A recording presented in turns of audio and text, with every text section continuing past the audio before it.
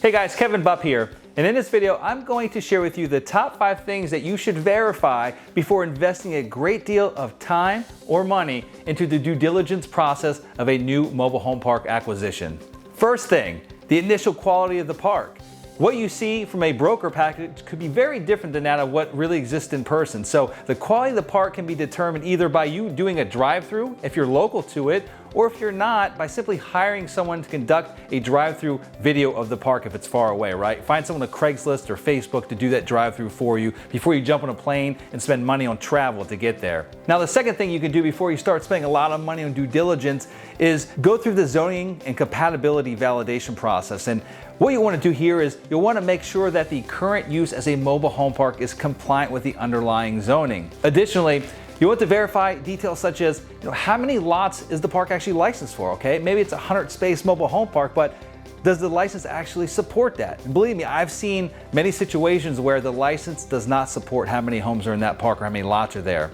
In addition, can new homes be brought in, or does the municipality have strict laws forbidding this, right? Bringing new homes and used homes, what have you. All right, the third thing you need to do before you start dropping a lot of money on due diligence is just verify the inventory and the occupancy accuracy before you go making a trip to the park, what have you. And you can do this by verifying the total number of park-owned units as well as details on the current title status of these said homes. You also can verify the rent roll and cross-reference that to what you're being presented by the seller or by the broker. Make sure that it's accurate and that it all kind of fits in line and ties together.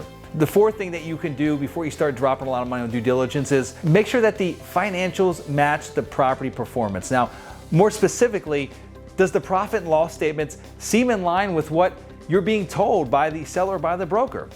If not, ask very specific questions and demand specific answers. Again, you don't want to be dropping thousands of dollars on traveling to this park before you can get some very basic questions answered. Not even just the travel expense, but also the costs associated with phase ones and in phase one environmental studies, surveys, appraisals, what have you, right? There's lots of due diligence costs associated with buying a property, and there's a lot of things you can get out of the way before you start dropping all that cash. And the last one, the fifth one here, that you can kind of get out of the way before you start dropping a lot of money on due diligence is, are there any liabilities that are currently present with the park? And this could include items such as failing infrastructure, right? Is it on record with the county that they've been having issues with the septics or the wastewater treatment plant? Are there any active lawsuits that are present, or maybe even negative PR, right? Has it been in the news for negative reasons over the past couple of years? One of the other things I saw more recently was an issue with a major flood that had impacted a park.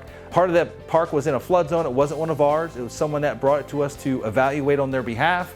And a flood occurred, and it was pretty catastrophic, not to the entire park, but to a small portion. But the negative part associated with that, other than the flood itself, was how the current owner handled the situation. It was a PR nightmare. It got a lot of negative publicity, a lot of negative attention, and that might be a little challenging to overcome if you're looking to purchase that park and maybe fill vacant units up or infill any vacant lots, especially if it's got a bad rep now in the community. Now, reputations can be changed, they can be repaired, but it takes time, and you'll want to know those types of things going into a new acquisition. And so with that, guys, that's all I have for today's video. I hope you found a lot of value in it. If you did, please like it, and I'll look forward to seeing you on the next one. You guys take care.